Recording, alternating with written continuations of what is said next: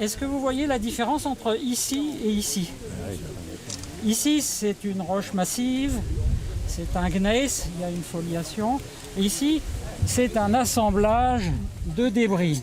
Ça, c'est le fond de ce qui était à 10 km de profondeur quand le cratère cesse de grandir.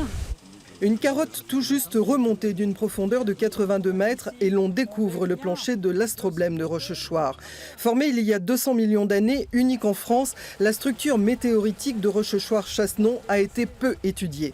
Les forages profonds réalisés sur l'ensemble du site permettront de déterminer la forme et la taille initiale du cratère, de préciser l'âge de l'impact, mais surtout de comprendre ses effets sur l'environnement.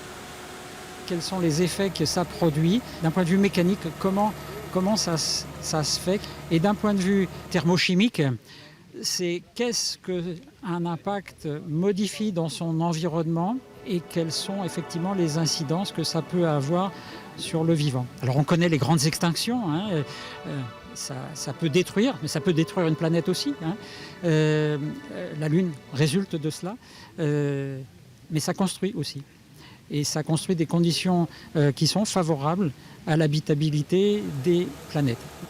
Supervisé par le CIRIR, le Centre international de la recherche sur les impacts et sur Rochechouart, ces forages suscitent l'intérêt de la communauté scientifique en France et dans le monde.